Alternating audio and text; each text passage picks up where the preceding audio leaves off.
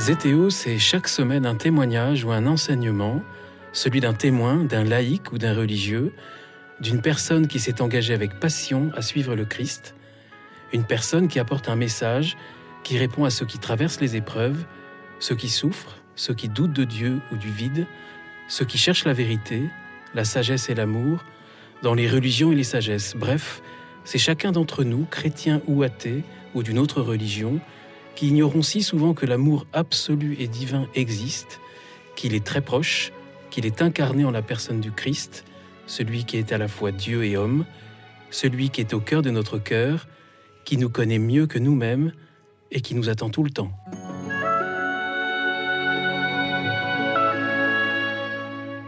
Bonjour aux auditeurs de Zétéo, bienvenue pour un nouveau podcast. Zétéo, c'est Xavier Goulard à la réalisation, Guillaume Devoux au micro. Zétéo, c'est chaque semaine un nouvel invité, un témoin du Christ dans le monde. Aujourd'hui, nous avons la joie de recevoir Brigitte Bédard. Brigitte Bédard, bonjour. Bonjour. Brigitte Bédard, merci d'avoir accepté notre invitation et de nous retrouver malgré la distance, puisque vous êtes à Montréal, c'est ça? C'est ça, oui, au Québec. De l'autre côté de l'océan Atlantique qui nous sépare, puisque nous sommes à Paris pour produire ce podcast. Brigitte Bédard, vous êtes journaliste, chroniqueuse de télévision, journaliste pour le Verbe Média, qui est à la fois un magazine, un site web, une émission radiophonique catholique au Canada. Vous êtes également très engagée avec votre mari Hugues dans des conférences, des rencontres pour accompagner les couples. Et vous avez écrit un livre très émouvant et fort, J'étais incapable d'aimer, qui a été publié en France en 2019 aux éditions Artege. Alors Brigitte Bédard, le sous-titre de votre livre, et j'aimerais commencer par là, Le Christ m'a libéré. En effet, il vous a libéré d'emprises très fortes qui ont fortement perturbé votre jeunesse. C'était quelles emprises? Je dirais l'emprise, celui de la base là, qui a déclenché tout le reste, je dirais l'emprise de la dépendance affective. C'est ça qui était à la base de ma souffrance, je dirais, qui était causée simplement par, je dirais plus qu'un manque d'estime de soi. Il y en a qui diraient ça, mais plus un un questionnement sur mon identité profonde. Qui suis-je? Et qui fait que on se cherche. Je me suis cherchée dans plein de choses et c'est ça Cette qui recherche chez vous a eu une dimension presque dramatique, en tout oui, cas beaucoup plus grave que pour la plupart des adolescents. oui, oui, c'est ça. Je me suis cherchée, dans la drogue, l'alcool, le sexe, les relations amoureuses, multiples, les causes humanitaires aussi.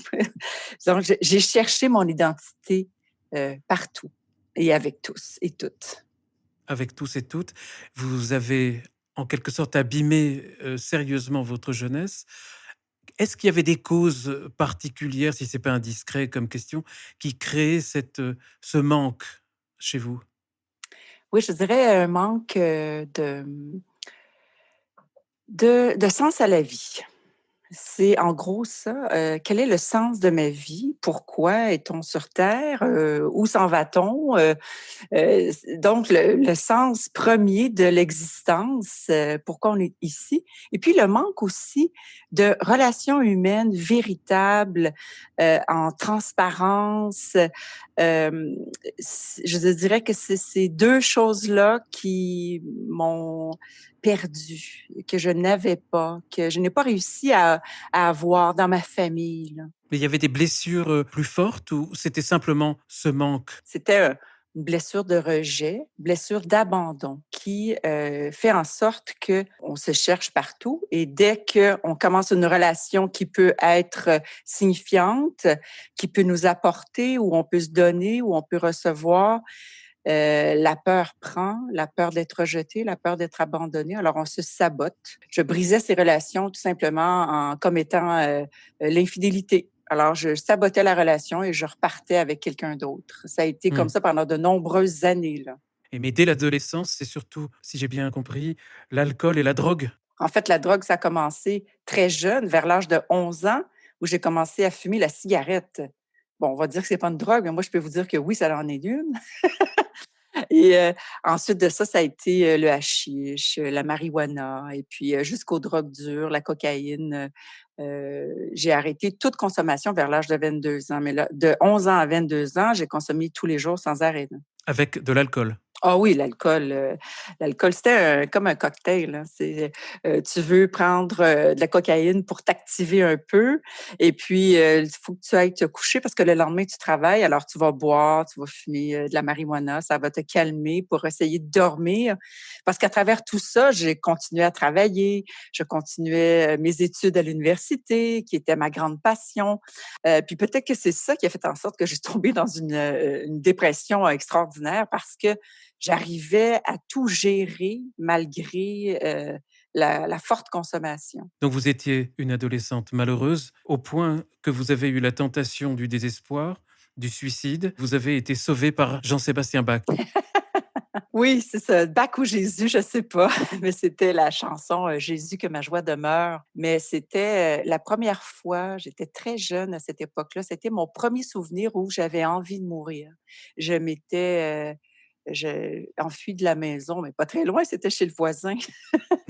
Et j'étais sortie j'étais très jeune, là, je pense que j'avais 12 ans et je voulais aller me jeter sous les rails du train qui était pas très loin de chez moi et j'avais entendu la mélodie de «Jésus que ma joie demeure», en sachant pas à l'époque que Et c'était c'est ça Bach. qui vous a arrêté? Oui, parce que, j'avais trouvé ça tellement beau que je m'étais allumé une cigarette dans le potager, couchée. La chanson, je ne sais pas si c'est la réalité ou si c'était mon imaginaire, mais la chanson se répétait et faisait des boucles et je suis restée là peut-être, une demi-heure à fumer une cigarette après l'autre et c'est après ça que j'ai décidé de rentrer à la maison. Alors je me dis que peut-être que c'est Bach qui m'a sauvée ou Jésus par Bach. Vous menez une adolescence difficile et lorsque vous avez 22 ans, vous décidez d'entrer, chez les cocaïnomanes anonymes. Oui.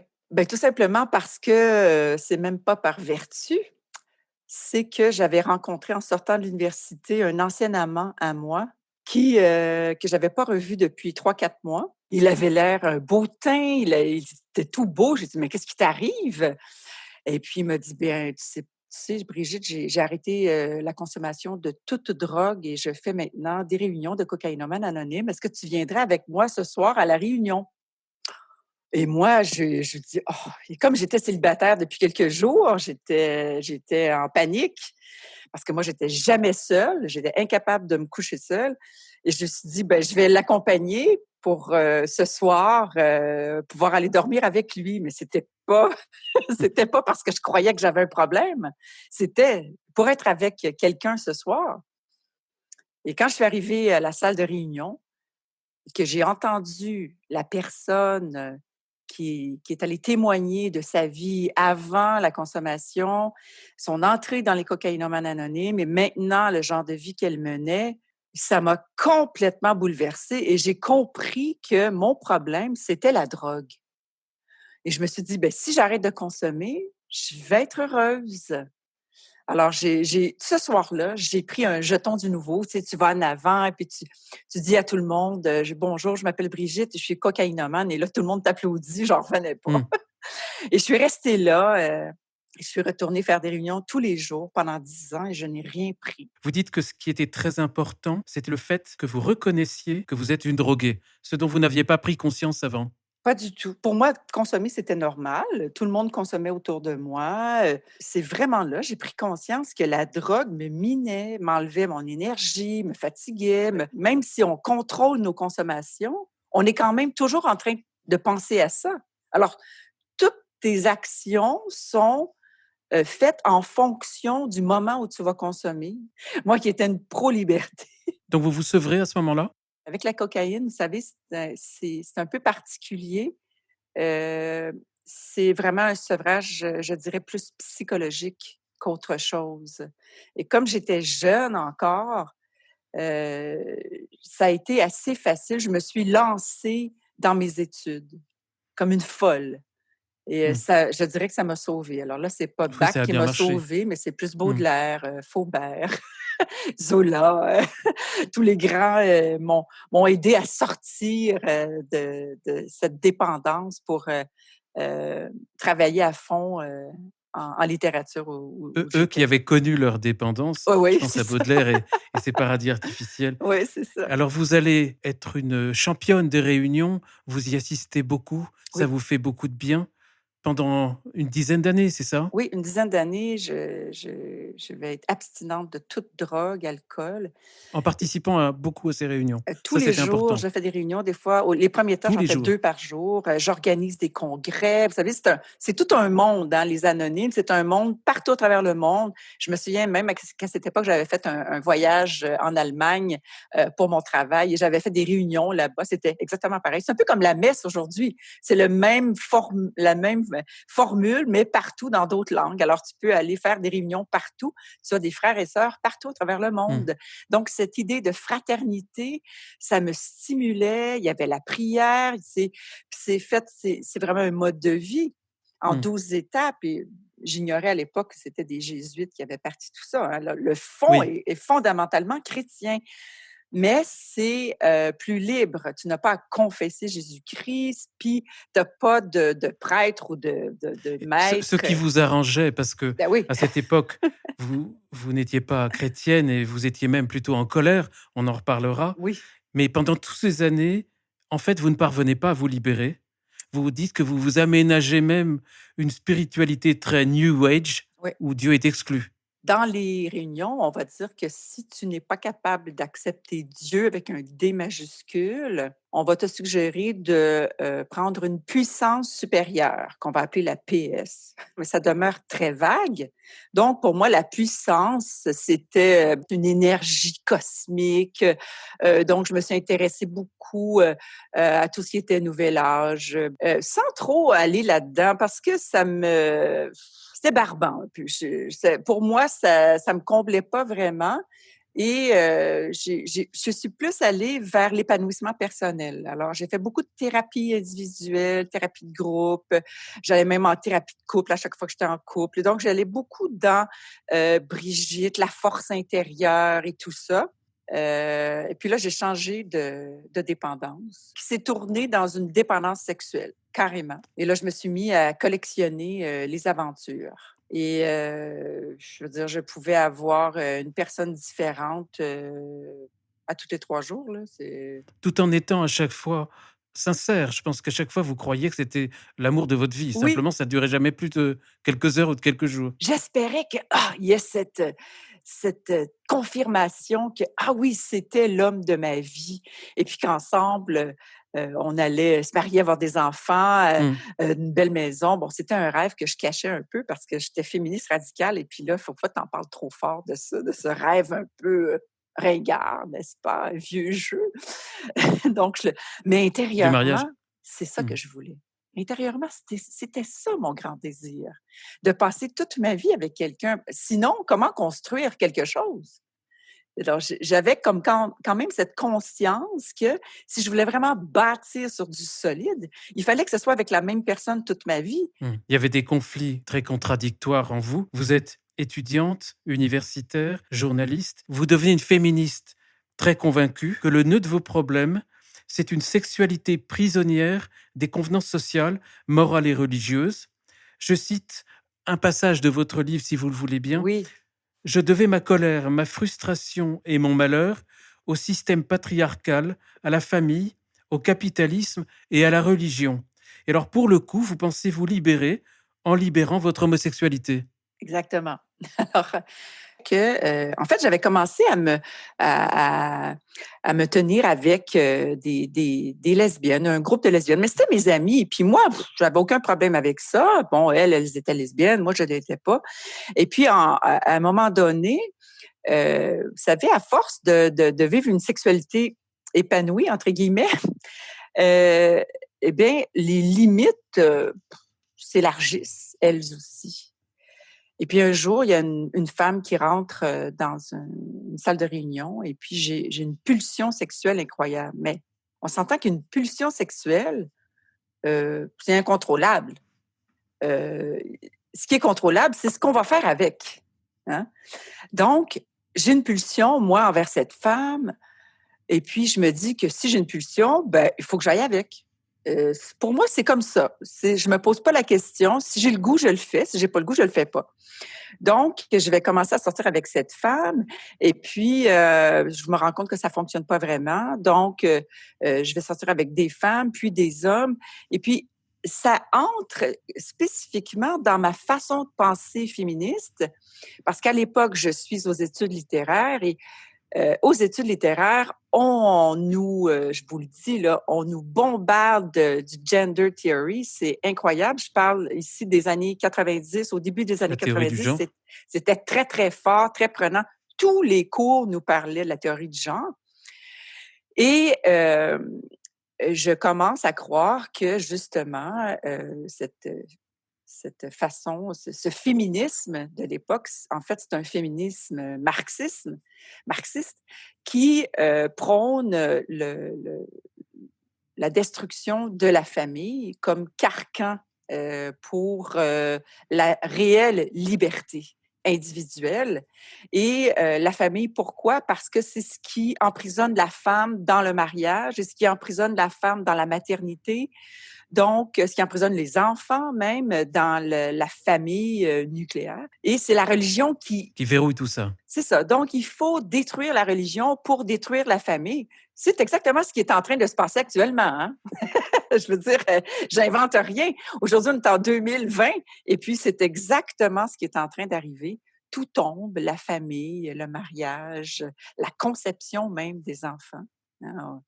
Alors, euh, pour moi, me libérer, être totalement libre, c'est me libérer de toutes ces entraves, de toutes ces limites, de tout ce carcan et de vivre ma sexualité comme je l'entends, avec qui je veux, quand je veux, où je veux, sans aucune loi, sans aucune limite.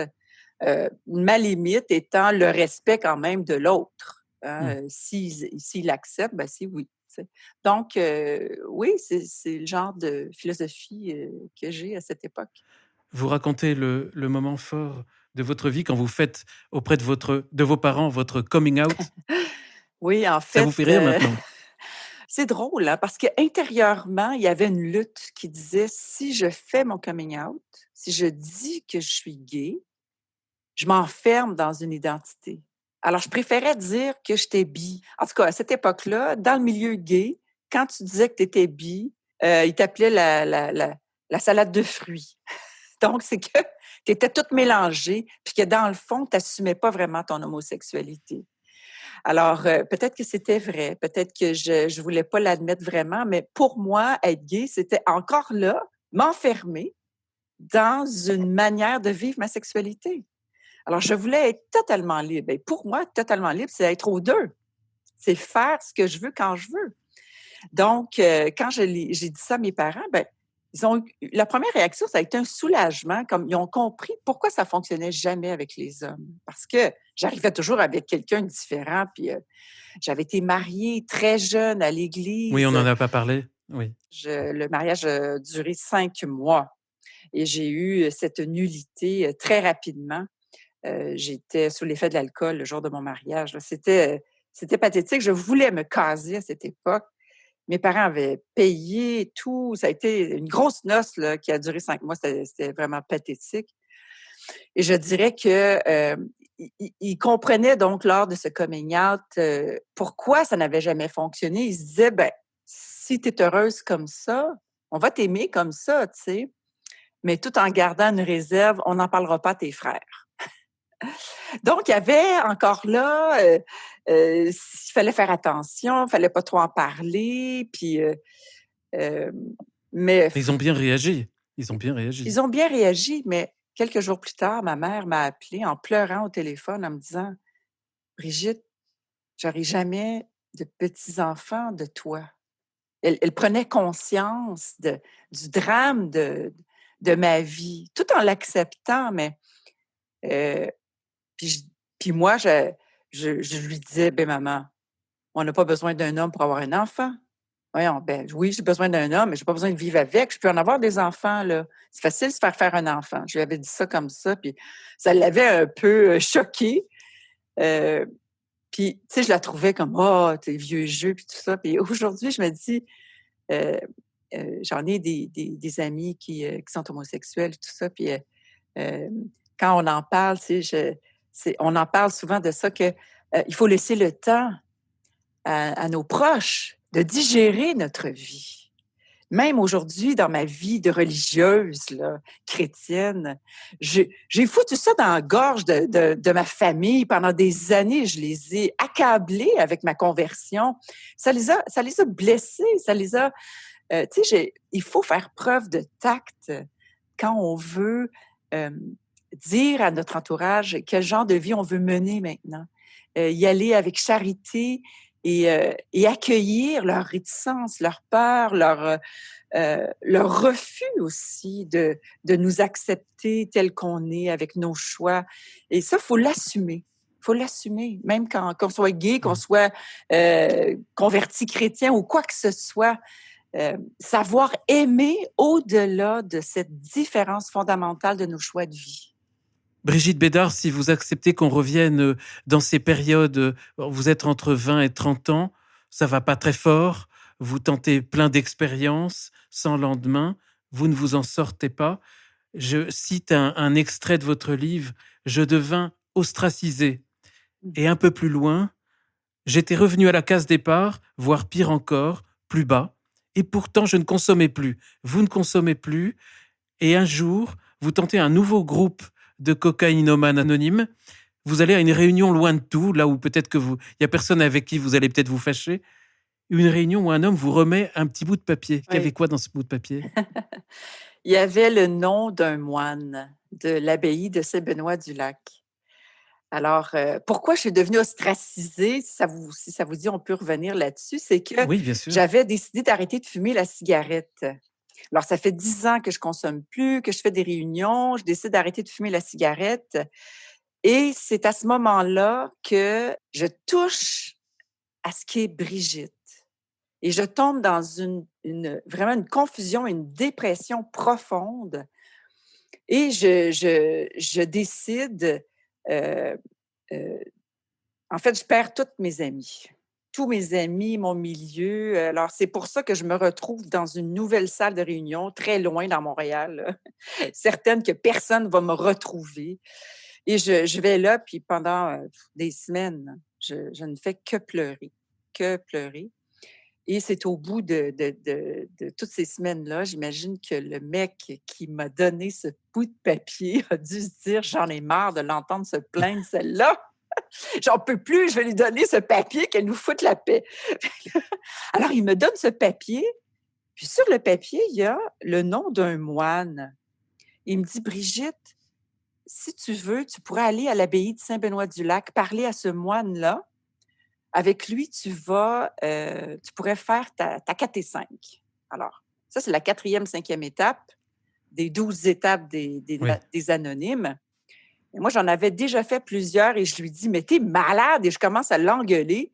Lui dire « Si tu penses que je vais aller voir un curé de l'Église catholique, parce que là, je savais bien qu'un moine, c'était un prêtre. » Je lui dis « Mais t'es malade! Je les déteste! » Puis c'était mon ennemi numéro 1, c'était l'Église catholique puis les prêtres. Hein? Alors, en bonne féministe, là. Alors, il me dit, oui, mais il me donne un argument incroyable. Il me dit, Brigitte, ce moine-là, tu vas pouvoir tout lui dire et puis jamais tu vas le revoir et jamais il va pouvoir répéter à qui que ce soit tout ce qu'il va avoir entendu. Donc, tu vas pouvoir vraiment tout lui dire. C'est pas tomber dans l'oreille d'une sourde. Et puis, je prends le papier, je m'en vais de la réunion en jurant. Et puis, mais je décide quand même d'y aller. Vous avez décidé tout de suite? Je crois que c'est le jour même. Ça m'a vraiment troublée qu'ils me disent que je le reverrai plus jamais, le moine, puis je pourrais vraiment vider mon sac parce que j'avais une colère tellement incroyable en moi et j'avais plus de porte de sortie. Je savais plus quoi faire. J'avais comme tout essayé. J'étais en thérapie. Je faisais du mouvement, des réunions. J'avais fait des 4 et 5. J'avais fait les 12 étapes. J'avais une marraine dans le mouvement. J'avais tout essayé et il n'y a rien qui fonctionnait. C'était la dernière porte de sortie. Puis là, j'arrive en voiture et je vois l'abbaye. Je ne comprends pas comment ça se fait que j'ai continué et que je suis allée. Mmh. C'est mon instinct de survie, je sais pas. L'idée d'aller voir ce moine, c'est d'aller tout lui raconter Oui. et vous dites que vous allez passer une nuit entière à écrire 40 pages. Oui, mais c'est 40 pages strictement sur ma vie sexuelle. Parce que j'avais déjà demandé pardon, fait la 4 et 5. Là. La 4 et 5, c'est un inventaire moral de soi-même. Dans le fond, c'est une grosse confession générale. Et la 5e étape, c'est d'aller le dire à quelqu'un. Donc, c'est se confesser. Et moi, j'avais déjà fait ça en 10 ans. Là. Je l'avais fait même plusieurs fois. Mais sur ma vie sexuelle, strictement sur ma vie sexuelle, non. Et quand j'arrive là, c'est ça, cette nuit-là, vous savez, ça se fait en 3 colonnes, c'est facile, c'est pas du texte pendant 40 pages, là. C'est 3 colonnes, le nom de la personne avec qui tu as eu l'aventure, ce qui s'est passé et la blessure que ça t'a faite. Donc, c'est des mots. Et j'en ai pour 40 pages parce que 40. j'ai eu une vie sexuelle très active et j'ai vu beaucoup de monde, autant hommes que femmes. Ça fait déjà, à cette époque, 8 ans que je mène une vie bisexuelle. Donc, il y en a eu des partenaires. Donc, oui, 40 pages. Et alors avec le moine, ça se passe comment? Le bon Dieu est bon parce que juste avant qu'il se pointe, là, je m'en allais. Mais il se pointe et ça donne qu'il est beau. Vous aviez décidé de partir? Ah oui, je m'en allais, je savais pas qu'est-ce que je faisais là. Écoutez, ça vaut il faut que je vous dépeigne la scène, c'est que moi je suis là, j'attends, c'est comme dans un petit hall, juste devant des portes d'une boutique au sous-sol de l'abbaye de Saint-Benoît-du-Lac à Magog ici. Il y a une boutique où on peut acheter des livres, des tartes, les confitures, tout ce que font les moines et puis c'est un grand magasin. Puis, il y a plein de catholiques pratiquants, n'est-ce pas, qui rentrent, qui sortent du magasin, puis, mais qui ont tous l'air, c'est comme des grands-pères, des grands-mères. Puis, puis moi, je suis là, j'ai les cheveux rasés, j'ai l'air de... Quand vous me voyez, on n'est pas certaine si je suis un gars ou une fille. Hein. J'ai un look très androgyne, je suis toute en cuir, des grosses bottes de moto. Et puis, je suis habillée, j'ai une petite camisole en dessous de ma petite froc de cuir là, qui est transparente. Je porte jamais de soutien-gorge, évidemment, on voit tout. Puis j'ai un gros rouge à lèvres. Tu sais, c'est comme, qu'est-ce que je fais là, tu sais? Les gens me regardent. Mais le moine arrive. Ah, wow! Un beau gars, là, tu sais. Et puis il me dit, Brigitte, avec sa petite voix. Puis là, je dis, oui, suis-moi. Mais avec une voix quasiment angélique, là, qu'on peut pas traduire dans un livre. Non, il faudrait faire un film avec ça. Et puis, je le suis dans le couloir et puis sa soutane qui vole au vent. Il marche super vite, de la misère à le suivre, tu sais. Je le suis, puis on rentre dans ce petit cubicule qui est ça ressemble à un confessionnal, mais c'est tout petit. Il y a une table avec 2 chaises puis une croix au mur, c'est tout. Moi, je suis là avec mes 40 pages et puis il dit « Qu'est-ce que je peux faire pour toi? » Avec un beau sourire, les yeux brillants. Il va passer un machin quart d'heure, ce gars-là. Fait que j'ai dit, ben, je suis ici pour faire ma 4 et 5. Bon, ils savent c'est quoi les moines, tu sais, ils sont habitués. Puis je sors mes 40 pages, puis là, je vous le dis tout de suite, là, puis là, je dis, là, en bon québécois, là, mais je jurais ce qu'on appelle, on sacrait ici, là, avec des mots d'église, là, pour ceux qui connaissent les Québécois un peu, là. Et puis, je sacrais, puis je disais, à toutes les phrases, hein, j'avais un petit sacre, là. Et puis, je disais, je suis ici pour faire un inventaire strictement sexuel. Je vous le dis tout de suite, là. Puis si vous n'êtes pas content, là, puis si vous me faites la morale avec votre Bible, là, je sac mon camp d'ici. Ça Fait veut que, dire? ça veut dire, je m'en vais d'ici très rapidement. Merci pour les auditeurs françaises et Théo, pas les Québécois, qui auront Mais compris. pour les Français qui ont Vous déjà vécu ici un petit peu, là, ça va leur faire du bien de réentendre cette expression. C'est sûr. Sacrer son camp d'ici, ça veut dire s'en aller, mais tu sais, en colère. Tu sais, t'es vraiment en colère. Je déguerpis. Ça va et en fait, ça va durer quelques jours et à chaque fois, c'est un petit peu la même chose qui se reproduit. Vous Oui. p vous parlez énormément, vous êtes en colère, vous dites presque qu'à chaque fois vous montez sur la table. Ah oui, je suis vraiment en colère. Et puis, lui, il a 1 heure à me consacrer. Et moi, je vais gueuler sur lui pendant 1 heure de temps. ce matin-là, dès qu'on commence, à la fin de l'heure, il va se lever et puis il me dit Brigitte, si tu le veux bien, on va se revoir cet après-midi à 14 heures. Au revoir. Puis là, il s'en va, mais l'air tout joyeux. Puis moi, ça fait comme 1 heure que je l'engueule sur un sujet en particulier, l'Inquisition, la domination sur les femmes, la trahison de l'Église, du message du Christ, parce que pour moi, le Christ, c'est comme une espèce de Che Guevara que l'Église s'est appropriée pour faire de l'argent puis dominer les femmes. Bon, en tout cas. Et puis lui, à toutes les fois, il me redonne rendez-vous. Pendant 1 heure, je l'engueule et je sac après lui, là, puis je l'accuse de tout. Je l'accuse, lui, de porter une soutane. Puis je lui dis, si vous portez cet habit-là, c'est que vous êtes d'accord avec tout ce que l'Église dit.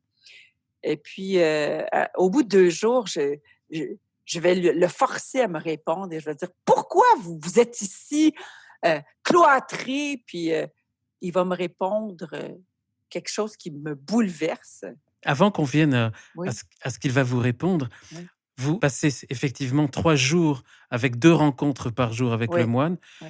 Et le reste du temps, vous êtes quand même un peu dérouté. Mais ce qui vous fait tenir, c'est que vous tombez sur les lectures de Saint-Augustin. Il y avait une petite librairie toute mignonne. Puis bon, comme je suis une amoureuse des lettres, alors je m'en vais voir qu'est-ce qu'ils avaient de bon à lire. Évidemment, ce n'était que des livres écrits par des catholiques, là. Moi, j'ignorais qu'il y avait des savants catholiques qui écrivaient des livres. Mais là, il faut que je vous dise que moi, j'avais une maîtrise en études littéraires. Le plus contradictoire et paradoxal, c'est que c'était le titre de mon mémoire est La place de Dieu dans l'Heptaméron de Marguerite de Navarre, qui était la grand-mère de François Ier, là.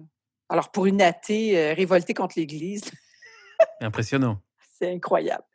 Je tombe sur les confessions de Saint-Augustin et je dévore Saint-Augustin parce que je comprends que cet homme-là a fait la vie, mais de façon incroyable, une vie de débauche, mais il écrivait divinement, il écrivait tellement bien, je jubilais à lire ça et je réalise que c'est un docteur de l'Église. Alors là, je suis évêque, je comprenais rien. Je comprenais rien. Comprenez que moi, là, je ne connais rien de l'Église, mais je crois tout connaître, comme beaucoup de gens aujourd'hui. Et je constate qu'il est le précurseur de l'autobiographie. Et ça vient me troubler profondément. Vraiment, ça vient, je crois, ébranler ce qu'il y a de plus, la plus grande certitude en moi, qui est que je sais tout. Que En plus, parce que ça vient d'un débauché. ça vient d'un débauché. Je n'ai jamais entendu parler de lui avec toutes mes études. Jamais son nom n'a été prononcé à l'université, alors qu'il est le père de l'autobiographie Oui, et vous que dites, on parle de Rousseau, mais pas de Saint-Augustin. exactement, et que moi, ma spécialité, c'est l'autobiographie et la correspondance. J'étudie la correspondance à ma maîtrise. Bon, je tends vers un doctorat sur la correspondance entre Marguerite de Navarre et Guillaume Brissonnet, qui était à l'époque l'évêque avec lequel elle correspond. Il parle de la contre-réforme et tout ça, c'est passionnant. Mais je n'ai jamais entendu parler de Saint-Augustin. Alors là, vraiment, je me mets à me dire, je me mets à me remettre en question, à remettre en question mon savoir et l'objectif je dirais, je vois que à l'université, c'est pas objectif, que c'est subjectif. Et là, vraiment, le temple de ma certitude en prend pour son rhume, là. Il est ébranlé.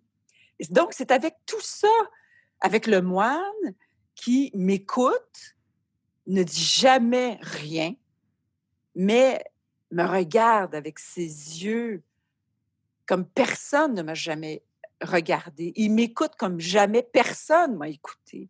Il entend ma colère, il la reçoit et je ne me sens jamais jugée. Jamais. Et jamais il ne me parle de Jésus. Il a été Jésus. Aujourd'hui, je le vois. Il a été Jésus pour moi pendant ces 6 heures à m'écouter. je suis dans une guerre. C'est pas un combat spirituel, hein, c'est une guerre spirituelle pendant ces 3 jours-là.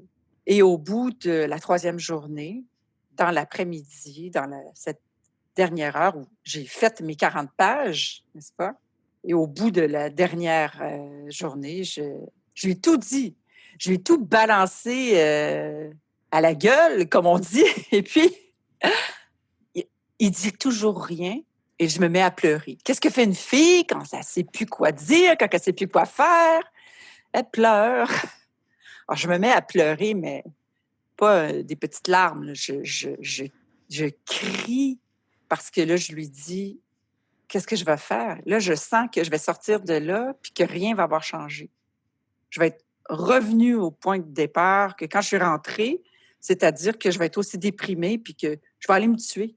Je vais aller me lancer contre un arbre avec ma voiture, mais je vais me suicider. Je ne veux plus retourner comme j'étais. Je lui dis ça. Qu'est-ce que je vais faire? Qu'est-ce que je vais faire? Je pleure, je crie. Il dit rien. Il me laisse pleurer un bon 10 minutes. Là. C'est long, 10 minutes, hein, à pleurer. Là. Vous essayerez ça. Puis, au bout de 10 minutes, je me calme un peu et puis c'est là qu'il me dit cette phrase qui vient de Jésus qui parle à la Samaritaine, mais j'ignorais, n'est-ce pas? Et il me dit, Brigitte, mais en me regardant avec ses yeux, il me dit, Brigitte, si tu savais le don de Dieu, mais avec tellement un sourire et les yeux qui brillent, c'était... Et cette parole, c'était Jésus qui me parlait, là. Mais moi, je ne le savais pas, là. Tout est au niveau du senti, vous comprenez? J'aurais beau raconter ça à quelqu'un qui est athée, ça lui passe 40 pieds par-dessus la tête. Mais ceux qui connaissent Jésus, ceux qui ont déjà entendu Jésus leur parler comme ça, là, alors je ne l'ai pas reçu dans ma tête, cette parole. Je l'ai reçue dans mon cœur, dans mon corps. C'est venu comme ouvrir au niveau du cœur, là, tu sais, où est-ce qu'il y a le plexus solaire qu'on appelle, là, mais là, ça s'est comme ouvert, comme si mon corps s'était ouvert. Et c'est venu, j'aime à dire que, comme le prophète Ézéchiel dit, « Il changera vos cœurs de pierre en cœurs de chair. » Et c'est exactement ce qui s'est passé. Mon cœur, qui était un cœur de pierre, qui s'était endurci pendant tant d'années, et là, le Seigneur est venu vraiment me toucher au cœur avec cette parole. Ça a été ça le don. C'est ça le don. Si tu savais le don de Dieu, mais c'est ça. C'est de changer ce cœur de pierre en cœur de chair, en amour. Et là, à cette parole, je sens vraiment mon corps qui est ébranlé. Je ne pourrais pas vous l'expliquer. J'essaie de trouver des mots. Hein. J'ai trouvé des mots dans mon livre. Quand je le raconte, j'essaie de trouver des mots.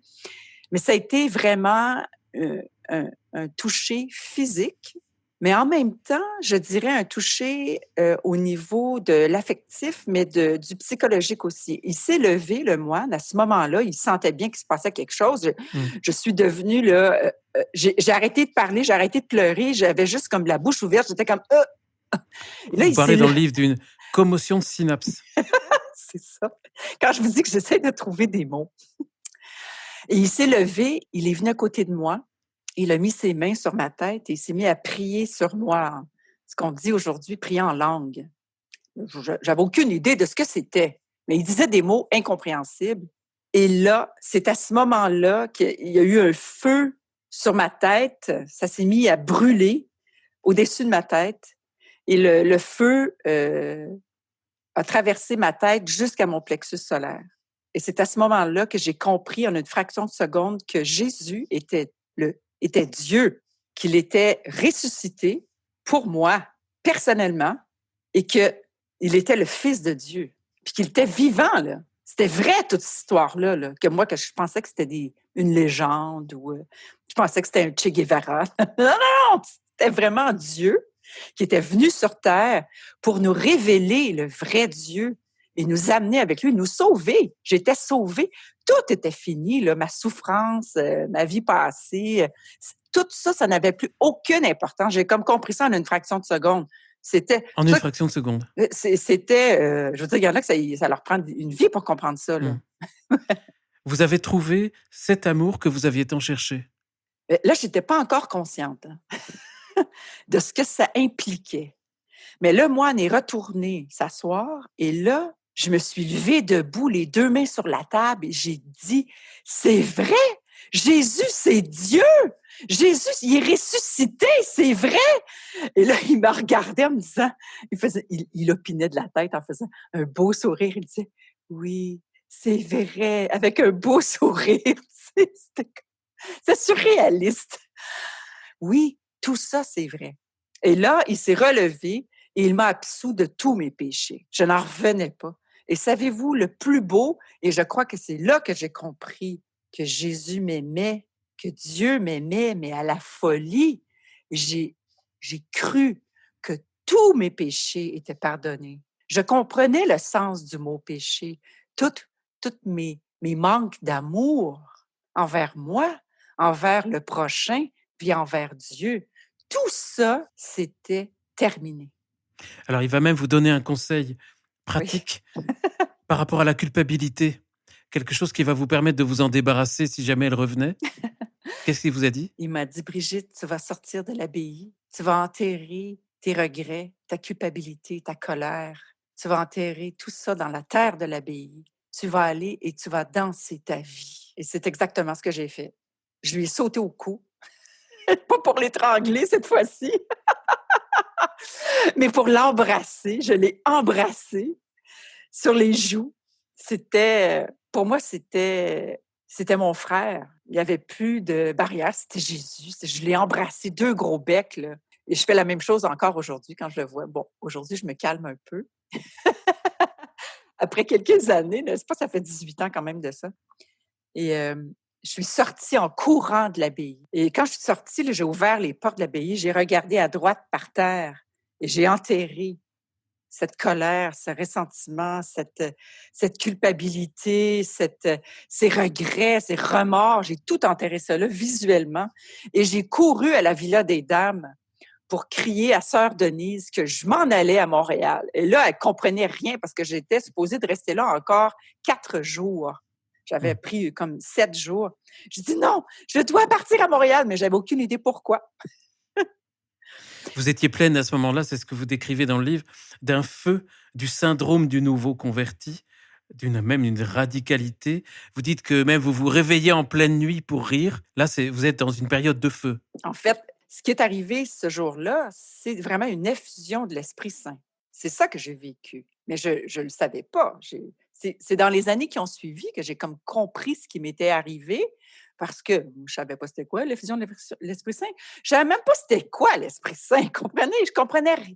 Je ne savais rien, mais je l'ai vécu dans ma chair. Donc, je prends mes clics, mes claques, je fais mon voyage et je m'en vais à Montréal. Et ça, c'est 2 heures et demie de route, hein, Saint-Benoît-du-Lac et Montréal. Et je m'en vais, je sais même pas où je m'en vais, mais je m'en vais à cette réunion des cocaïnomanes anonymes, là où je pleure depuis des semaines. J'arrive là et je leur dis, quand vient mon tour de parler, je leur dis, arrêtez de chercher Dieu, je l'ai trouvé, c'est Jésus. Puis je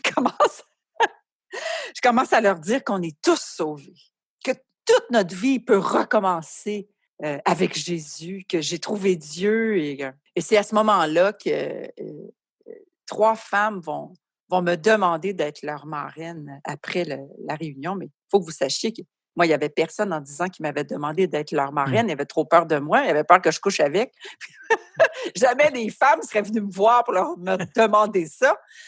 Alors, je décide que oui, mais je suis tellement radicale, comme vous dites, là, je suis une nouvelle convertie. Alors, bon, même dans les églises, on ne sait pas quoi faire avec un nouveau converti. Là, c'est comme une patate chaude. Là, puis on est tellement enflammé. Là, on vient de découvrir la vérité sur le sens de la vie. Comprenez-vous qu'est-ce que ça veut dire? C'est comme toute ta vie change. Et il y a une de ces 3 filles-là qui va se convertir dans la semaine qui va suivre d'une façon aussi radicale que moi, qui est encore aujourd'hui avec moi, qui est ma sœur, Claire? Claire, c'est ça. Et elle vit à deux coins de rue de chez moi. On est inséparables. Et Mais il y en a deux autres elles vont me laisser tomber. Elles me trouvent trop Jesus freak, comme elles disent. Mmh. Mais moi, je ne peux pas m'empêcher. Parce qu'il faut comprendre que suite à ça, je vais faire des prises de conscience incroyables qui n'arrêteront pas pendant à peu près 5 ans. Des prises de conscience qui sont en même temps accompagnées par le fait que vous allez beaucoup lire. Vous allez même lire le catéchisme de l'Église catholique, les 800 pages, et c'est une véritable métamorphose pour vous. Avant ça, c'est que 10 jours après cette conversion fulgurante, j'avais rencontré un homme et moi, je suis certaine que c'est l'homme de ma vie parce qu'il me parle de Jésus. Alors, je vais aller voir mon moine, je vais lui dire qu'est-ce qu'il faut que je fasse là maintenant, je suis une disciple de Jésus, comment est-ce qu'on fait dans les relations? Il me dit, tu sais, Brigitte, ça serait mieux d'attendre quelques mois avant d'avoir des relations sexuelles. Tu sais, attendre. Là, je dis, pourquoi? Il faut que vous compreniez que je suis à 100 000 lieues. Alors, s'il me dit, c'est la chasteté avant le mariage, j'aurais fait, êtes-vous malade? Tu sais, je ne savais même pas c'était quoi la chasteté. Tu sais. Je viens d'un autre univers. Il faut que les catholiques pratiquants, habitués, il faut qu'ils comprennent ça, que les gens d'aujourd'hui sont à des années-lumière de cette vie avec le Seigneur. C'est à nous de leur faire comprendre ce que c'est, mais c'est tellement difficile. Alors, il me dit, bon, écoute, Brigitte, attends au moins 6 mois. Oh, je dis, OK, je suis capable d'attendre 6 mois, mais pour moi, c'est un record, là, 6 mois. J'ai jamais fait ça de ma vie. Moi, c'est le soir même là, que je couche avec la personne. Si le moindrement, il y a une petite attirance.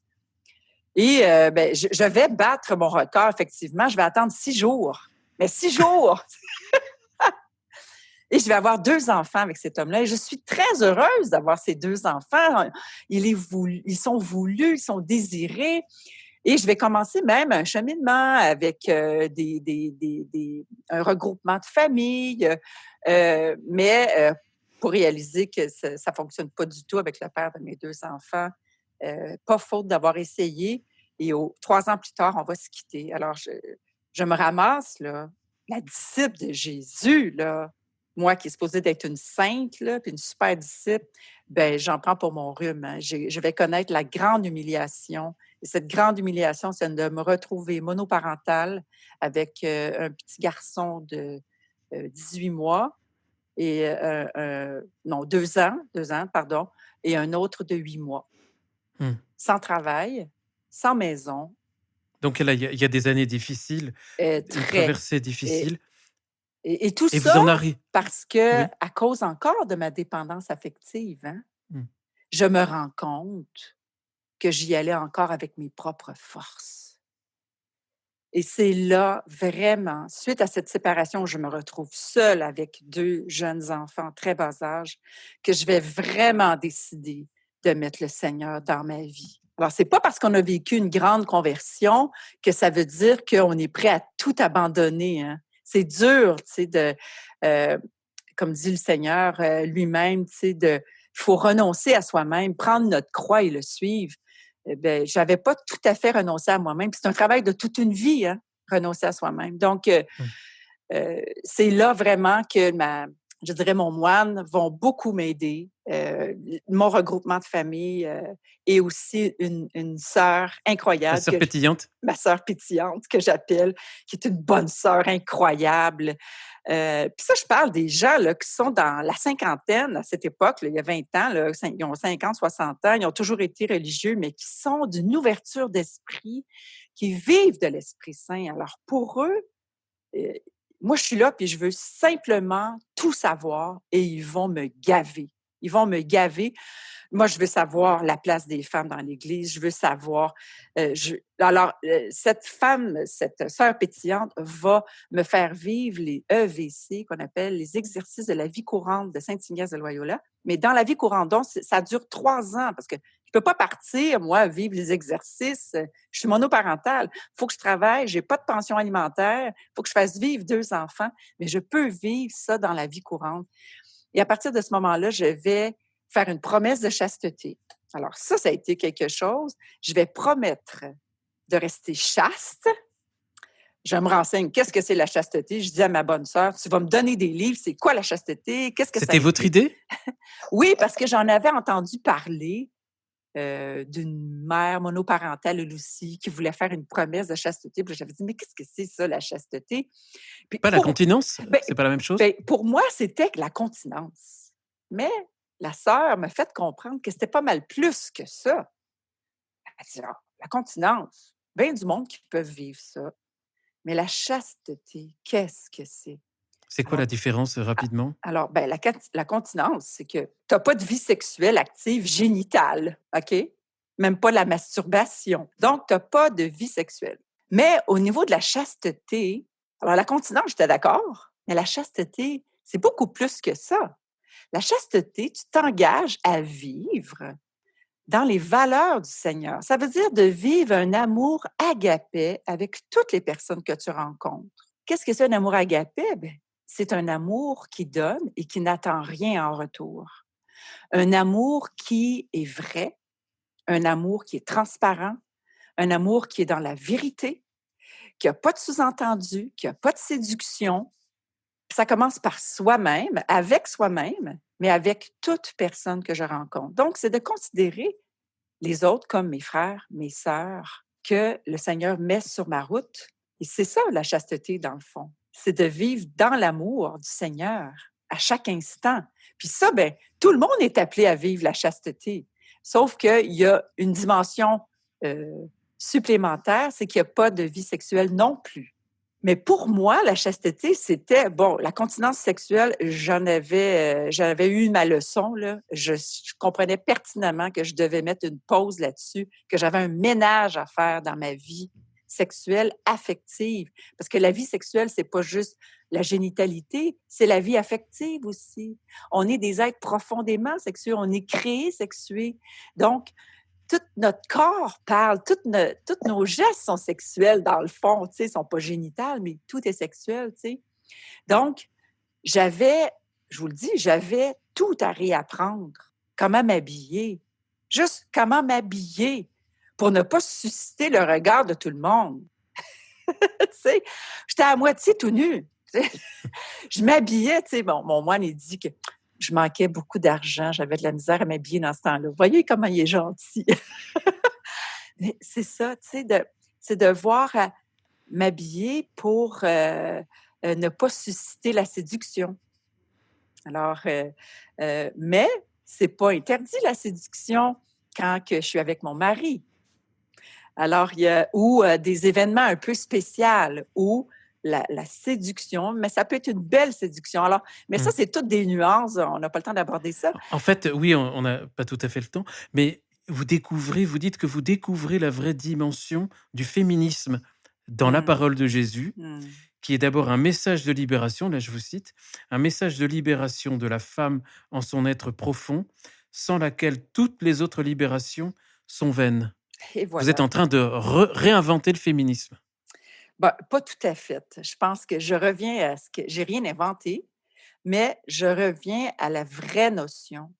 Dans le fond, moi, j'étais dans un féminisme marxiste, comme on disait, mais il y a toutes sortes de féminismes. Hein? Puis aujourd'hui, je découvre des féministes catholiques qui sont dans le respect de la foi, du magistère et tout ça. Et dans le fond, Jésus, dans son évangile, qu'est-ce qu'il fait? Il libère toutes les femmes qu'il rencontre. C'est ça qu'il fait. Alors, je me suis mis avec les EVC, vous savez, c'est vraiment une vie avec la parole de Dieu, où là, où chaque personnage prend vie. Et je me rends compte que toutes ces femmes, et la Vierge Marie pour commencer, toutes ces femmes ont été libérées par le Christ. Et la vraie liberté, c'est celle que le Christ donne, c'est celle de la parole du Christ. Puis c'est encore vrai aujourd'hui. Moi, j'ai rencontré des prisonniers qui sont en prison à vie, OK? Qui sont derrière les barreaux à vie et qui vous diraient, aujourd'hui, j'ai le Christ, je n'ai même plus besoin de sortir d'ici. Alors, si ça, c'est pas être emprisonné, alors je vous le dis, c'est une liberté d'être avec le Christ, Puis, si on veut se libérer du capitalisme, se libérer de l'oppression du patriarcat ou se libérer de quoi que ce soit, bien, si on n'a pas d'abord cette libération de la parole du Christ, toutes les autres libertés, c'est des moitiés libertés. Ah oui, on est libre, mais c'est pas une vraie liberté. La Vous vraie dites que vous aviez liberté, encore un petit blocage avec la Vierge Marie. il y avait un gros blocage, oui. Mais ça, je dois remercier Georgette Blacquière, Oui. qui, dans son livre « La grâce d'être femme », qui a été le premier livre que mon moine m'a suggéré de lire d'ailleurs. Et ça m'a réconciliée vraiment avec la Vierge Marie. Puis elle-même le dit que la piété mariale laisse... c'est comme si elle déshumanisait un peu, quand elle est exagérée, c'est comme si on déshumanisait la Vierge Marie. Mais elle était une femme, hein? Avant d'être la Vierge Marie, avant d'être la mère de Jésus, elle a été la fille de Dieu. Elle a été une femme. Alors, oui, j'ai eu beaucoup de difficultés avec cette idée de vierge, toujours vierge. Sur un piédestal? Oui, sur un piédestal qui était même pas humaine, qui pouvait donc pas comprendre ma réalité de femme, ma réalité de mère, tu sais.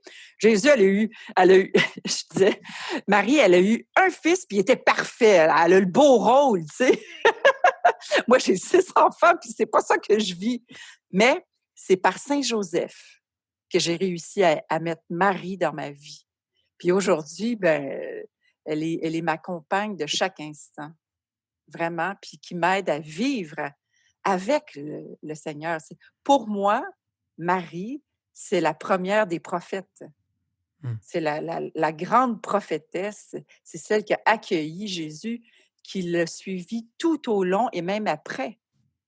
Donc, il y a tout, je dirais, comme féministe, il y a plusieurs livres très intéressants à lire, mais c'est ça, il faut se défaire de la fausse image de Marie qu'on nous a inculquée, hein, et de la Alors, fausse image de l'Église qu'on nous a inculquée aussi. et alors justement, et là vous avez un peu parlé de Joseph, et vous découvrez la grâce des sacrements, la fréquentation de la messe, la joie notamment du sacrement de réconciliation. Vous découvrez que l'Église est votre vraie famille. Vous écrivez notamment des pages émouvantes sur un pèlerinage que vous faites à Rome. Votre découverte avec le Padre Pio, avec lequel vous allez développer une relation très forte. Vous n'êtes pas la première invitée de ZTO qui nous parle du Padre Pio. Ah, c'est Vous, vrai? c'est très fort. Ah oui, j'ai vécu un miracle, vraiment, dans toute ma, ma folie euh, de nouvelles converties. On est en C'est quoi ce miracle? 2005 à cette époque-là, donc ça ne fait que 4 ans que je suis convertie. Je suis monoparentale et je me paye un pèlerinage, mon premier pèlerinage. Mais je suis pas encore tout à fait. C'est dans ces années de conversion à l'Église. Hein, j'ai beaucoup de questionnements. J'ai lu le catéchisme, je suis dans les EVC. Donc, puis je prends conscience depuis, ça a été tout récent, que l'avortement est un meurtre. Alors, vous comprenez là, tout est nouveau et c'est un renversement complet de la vision de la vie là. Alors, quand j'arrive dans ce pèlerinage, je me sens vraiment comme un extraterrestre parce que moi, je comprends rien au jargon. On fait le checklist, je sais pas c'est quoi, mais on arrive au tombeau de Padre Pio à San Giovanni Rotondo. J'arrive là et tout le monde, il y a une foule de pèlerins qui sont là puis qui touchent son tombeau. À cette époque-là, il était dans un gros granit brun. Là.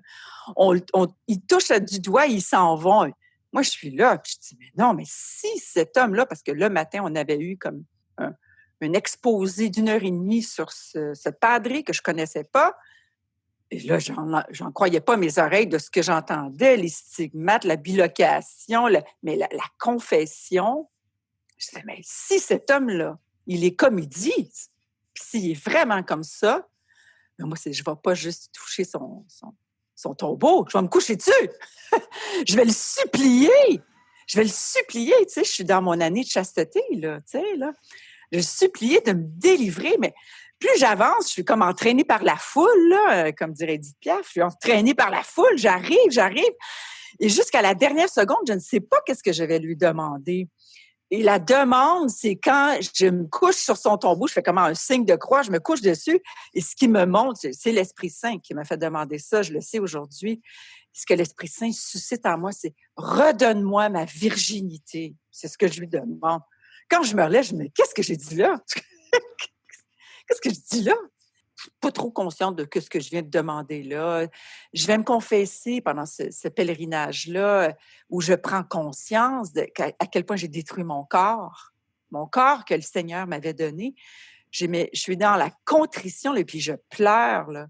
Oui, vous allez vraiment découvrir le regret et la Oui, contrition des oui, péchés. oui. Puis là, je comprends pas ce qui m'arrive parce que, oui, je m'étais confessée pendant 3 jours à ce moine-là, mais est-ce que j'étais dans la contrition? Mmh. Non. Alors, le Seigneur va me faire vivre tout ça, mais je lui demande, puis il me le fait vivre. Puis c'est encore comme ça aujourd'hui. Il suffit de demander et on reçoit.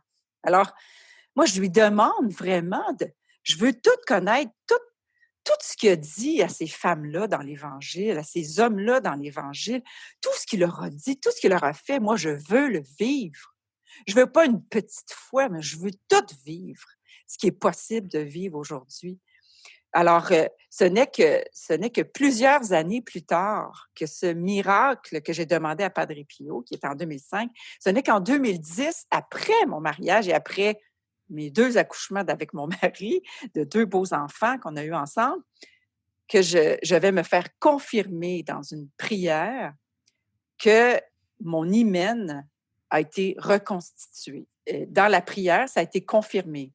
Et j'ai demandé en sortant, c'était lors d'une agapé-thérapie que ça a été confirmé. Et en sortant de cette agapé-thérapie, j'ai dit, Seigneur, si tu veux que je témoigne de ça, tu vas devoir me le confirmer, mais dans des signes majeurs. Et là, bon, j'ai pas le temps de tout expliquer les signes majeurs que j'ai On lira reçus. le livre. C'est ça. Et ça a été confirmé. Mais vous avez quand même reçu du Padre Pio le signe majeur. J'ai reçu le signe majeur de Padre Pio, qui est sa relique, qui est la 2e relique majeure du Padre Pio qu'il y a au Canada. Elle m'a été offerte d'une façon Par quelqu'un qui ne connaissait pas votre lien avec le Padre Pio. qui est un moine franciscain qui ne savait rien. Il ne savait même pas qui j'étais quand je l'ai rencontré. Il lisait mes articles de journaux dans ses homélies, mais il ne savait pas que j'étais la Brigitte Bédard qui le lisait. Et quand il l'a su, il m'a dit, Brigitte, j'avais gardé ça pour toi, sans savoir pourquoi, mais je te le donne. Et il est arrivé, puis il m'a donné cette relique majeure de Padre Pio, qui est les pansements qui étaient sur ses stigmates dans les mains. Il me l'a offert en cadeau. J'en tremblais, là. Mon mari riait, là. C'était comme, ça n'avait pas de bon sens. Ça a été la preuve, la confirmation que j'ai eue du Seigneur. Et c'était écrit, le certificat relique majeure. J'avais employé ce mot. Quand je vous dis que le Seigneur a de l'humour, il y a de l'humour jusque dans les moindres petits détails. Alors, c'est comme ça que j'ai su. Mais le sens de cette guérison est arrivé par la suite avec la prière, le discernement, avec mon mari. Et puis, on a vraiment compris que c'était vraiment un cadeau qui m'avait été donné, vraiment, une grâce incroyable, mais que c'était le Seigneur qui nous dit qu'on peut tous être guéris. Le sens de cette guérison, il est peut-être le rayonnement et l'enseignement, le charisme que vous transmettez aujourd'hui.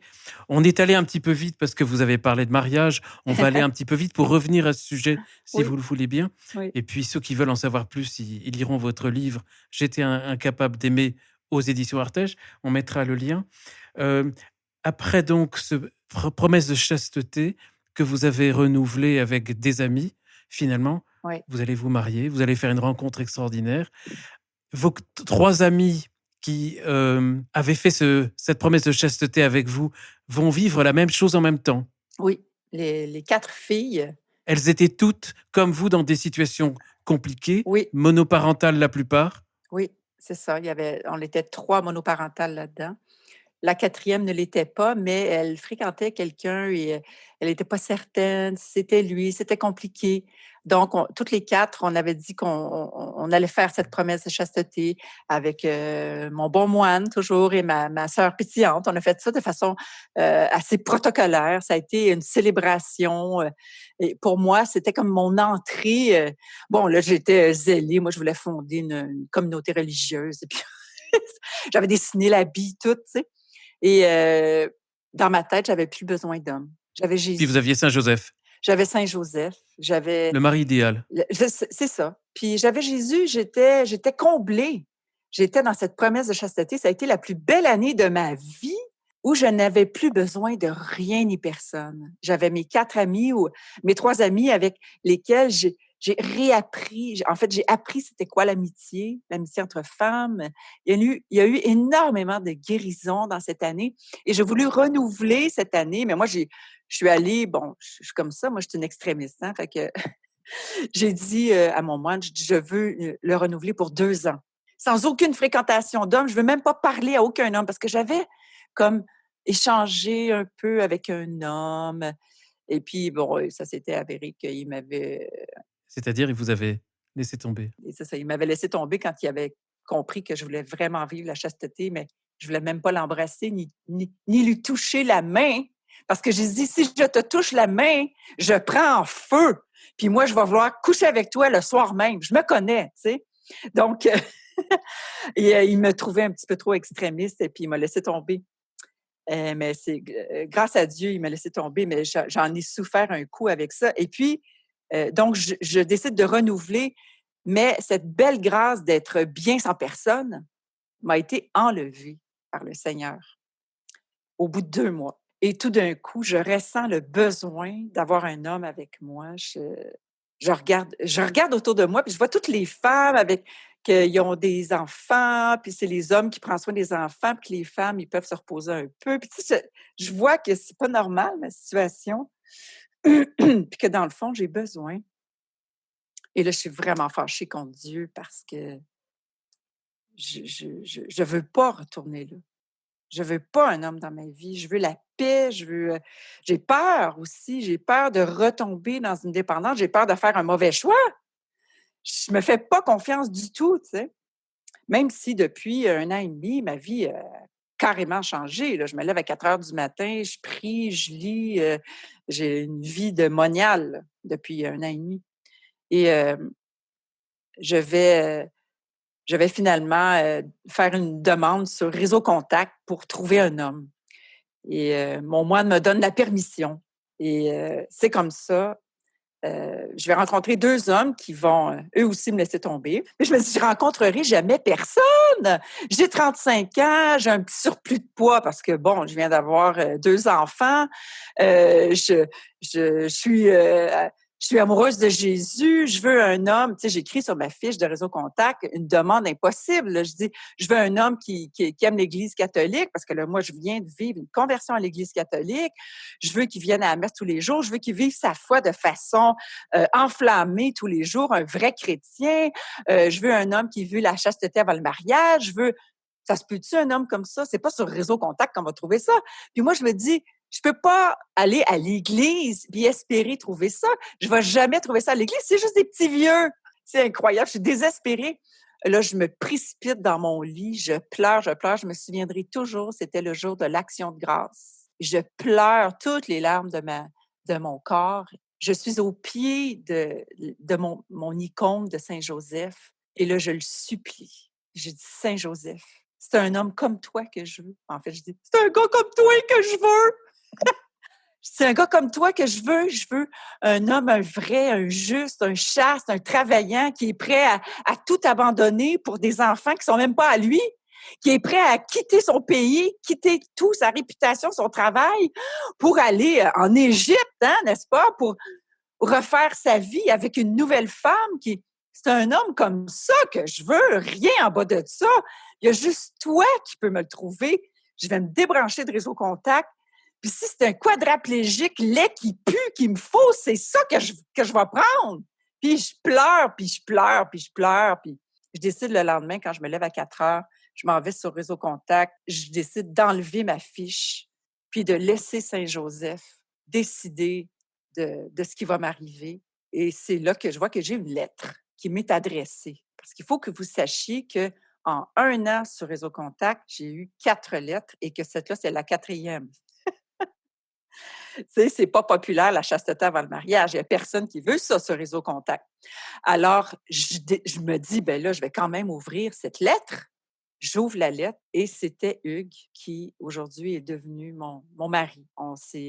Lui aussi, de son côté, suppliait Sainte Marguerite Diouville, qui est la première sainte canadienne ici, et Varennes est la ville où j'habite, qui est la ville de Sainte Marguerite Diouville. Lui, il était ici au petit sanctuaire et il suppliait en pleurant Marguerite Diouville de lui trouver la femme de sa vie. Et il a été sur Internet, sur Réseau Contact, et il a mis le mot, il dit quel mot je mettrais bien pour trouver cette femme. Et son mot qui lui est venu, il a vu qu'il y avait un moteur de recherche. Ça faisait plus qu'1 an qu'il était là-dessus, lui aussi. Il n'avait jamais vu qu'il y avait un moteur de recherche. Il a vu, il a mis le mot catholique. Alors, il est tombé sur 2 fiches, sur à peu près 250 000 fiches, où il y a le mot catholique. La première fiche, c'était « Je veux un homme pour faire des choses pas trop catholiques ».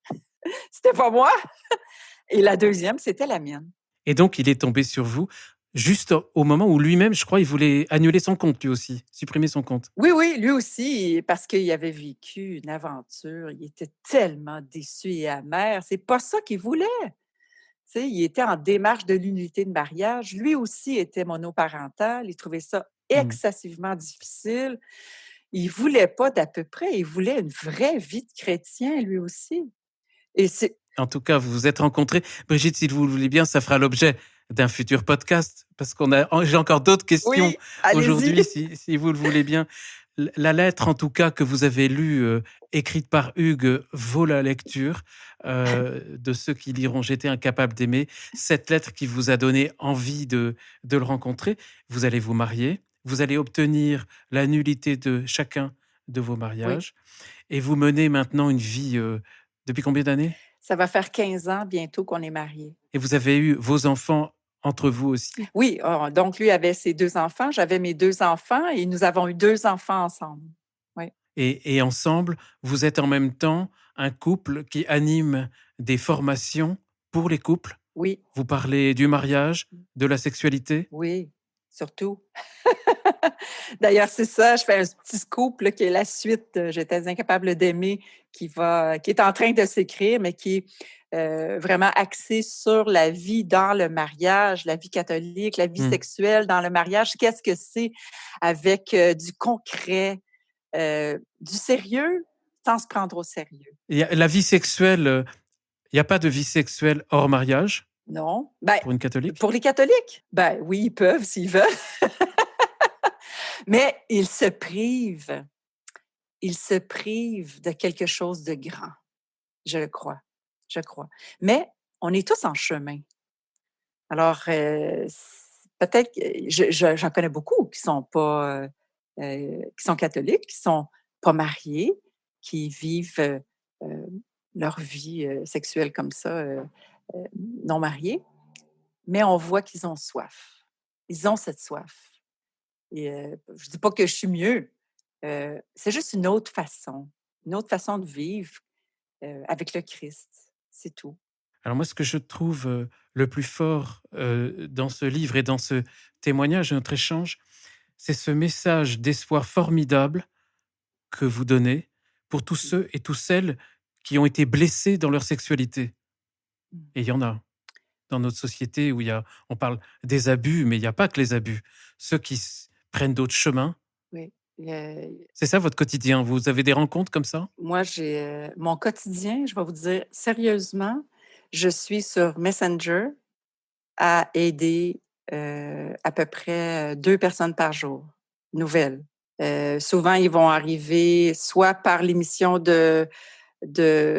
soit par toutes les émissions de radio que j'ai faites en France. Beaucoup de gens vont communiquer avec moi par, Facebook pour me demander des conseils. Ils vont arriver par, l'émission de radio l'émission de télévision québécoise La Victoire de l'amour dans laquelle je travaille depuis 5 ans, où on m'écrit et la plupart des questions tournent autour de la sexualité. Des blessures d'abus, oui, mais je vous dirais que c'est une minorité, les abus. La grande majorité, C'est simplement une sexualité, une vie sexuelle qui meurt dans le mariage, qui est fade. Un mariage qui est fade, qui a plus d'attirance, qui a plus de vie. On s'est lassé, on s'est séparés, on est sur le bord de se séparer. Alors ça, là, je vous dirais que c'est la majorité de ce que je reçois comme demande d'aide. Puis moi, oui, mon message, c'est ça. C'est que non, avec le Seigneur, c'est Cana. Le vin, le bon vin est pour maintenant. Mais il y a des choses qu'on doit changer dans notre vie. Alors, il faut passer à travers une purification, justement, pour arriver à ce que le Seigneur vienne renouveler notre mariage. Et notre sexualité. Oui, c'est renoncer à nous-mêmes. C'est toujours la même affaire. Renoncer à soi-même, prendre notre croix, parce qu'on a tous notre croix aussi dans notre mariage. C'est pas vrai que tout est beau, tout est parfait, là. Dans mon mariage, tout est pas beau, tout est pas parfait. On a notre croix. Alors, renoncer à soi-même, quelle est cette croix dans mon mariage? Puis on suit Jésus. Puis on voit qu'il fait des merveilles. Il nous guérit. Mon conjoint et moi, on vit des guérisons année après année. Quand on fait la relecture de nos années, on voit que, regarde, on était là, là, on est rendu là. Il y a toujours des guérisons, puis faire l'amour, ça s'apprend. Vous ne croyez pas trop aux couples qui, même avec le temps, s'épanouissent sans épanouir leur sexualité? Oh mon Dieu, mais ça va ensemble. Des couples mariés, non, ça va ensemble. L'épanouissement se fait avec la sexualité, dans la sexualité, ça va ensemble. Un couple, la base, qu'est-ce qui différencie une relation amicale d'une relation conjugale? C'est la sexualité. C'est la relation sexuelle. C'est quoi la sexualité? C'est une intimité que je ne trouve nulle part ailleurs. C'est une intimité de relation qui est unique. Et pourquoi l'Église, le Seigneur, l'Église, mais le Seigneur nous demande de s'engager à vie jusqu'à ce que la mort nous sépare? Pourquoi elle veut que ce lien soit indissoluble? C'est parce qu'on devient une seule chair. Et ça, c'est là que tout change. C'est quand on s'engage à vie, que c'est toujours avec la même personne, c'est là que tout devient possible. Et non pas que tout s'affadit, c'est là que quand le Seigneur est au milieu, il vient tout renouveler. Tout peut se transformer. Comme ma vie s'est transformée, ma vie seule, moi, s'est transformée le 10 janvier 2001 dans cette abbaye avec ce moine. Mais au niveau de la vie sexuelle, c'est pareil. Tout peut se transformer à condition qu'on renonce à soi-même puis qu'on invite Jésus au centre de cette relation sexuelle, au centre. Mais tout se transforme. Oui. Tout se transforme, mais il y a aussi des âges différents dans la vie. Et la sexualité, Ouais. quand on en parle, vous parlez principalement de l'acte physique, l'acte charnel, ou simplement dans le sens plus large, la sexualité, c'est la différence entre l'homme et la femme, par exemple? C'est sûr que c'est d'abord la différence sexuelle. Comment vivre ma sexualité? Vous savez, l'homme et la femme, on n'a pas le même rythme sexuel pantoute, là. Pantoute, ça veut dire pas du tout. Alors, mais on n'est pas du tout de la même façon. Alors, moi, là, j'avais été toute ma vie dans la performance sexuelle. Pour moi, il fallait que j'épate mon partenaire parce que j'étais là pour un soir. Fait que j'étais comme une vendeuse quand elle a fait son pitch de vente, là. Tu sais, là, il y a un client qui arrive, là, et là, faut que j'y mette la gomme parce que faut qu'il achète. J'étais comme ça dans ma vie sexuelle. Ça a pris des années avant que je décroche de ça, mais des années. Puis je suis même encore tentée un peu d'être là-dedans. Et puis là, en plus, arrive la ménopause. Ah ben là, j'aurais un livre complet à écrire sur la ménopause. Qu'est-ce que ça fait? Plus de désir. Mais qu'est-ce que je fais? J'ai plus de désir. Qu'est-ce qu'on fait? Alors, la vie sexuelle, ça change tout le temps. Mais la vie de femme, ça change tout le temps. La vie de chrétien, ça change. La vie, ça change tout le temps. Les enfants grandissent, il faut s'adapter. La vie, c'est le changement constant. Notre prière de couple du matin, c'est toujours, Seigneur, je te confie mon agenda, tout ce qui est prévu, mais prépare-moi, sois là dans tous les imprévus. Parce qu'il y a bien plus d'imprévus que de prévus dans une journée. Alors, au niveau de la sexualité, au niveau des amitiés, de tout, c'est comme ça. Mais il faut accueillir la vie. Quand on confie tout au Seigneur, ben, tout est possible, tout peut guérir, mais à sa façon. C'est ça mon message d'espérance. Brigitte Bédard, je voudrais vous remercier de tout cœur. Il y a plein de questions que j'ai envie de vous poser. Mm. J'espère qu'on aura l'occasion, si vous le voulez bien, de faire d'autres podcasts. On n'a pas parlé de l'influence de Jean-Paul II et de la théologie du corps. Mm. On en reparlera parce que je pense que c'est important pour vous. Ce serait avec joie. Merci Brigitte. Je tiens à vous remercier vraiment de tout cœur, à remercier les auditeurs de ZTO pour leur fidélité, les remercier pour les messages d'encouragement qu'ils nous envoient, les inviter, ceux qui ne l'ont pas fait, à nous aider à soutenir cet effort de gratuité de ZTO en faisant des dons. Je voudrais remercier Xavier qui était discret, là, pas loin de moi, pendant tout l'enregistrement de ce podcast. Brigitte Bédard, merci infiniment. Vraiment, c'était une grande émotion. À bientôt, j'espère. À bientôt pour un prochain podcast ZTO. Au revoir, Brigitte. Merci. Et merci à tous. Que Dieu vous bénisse.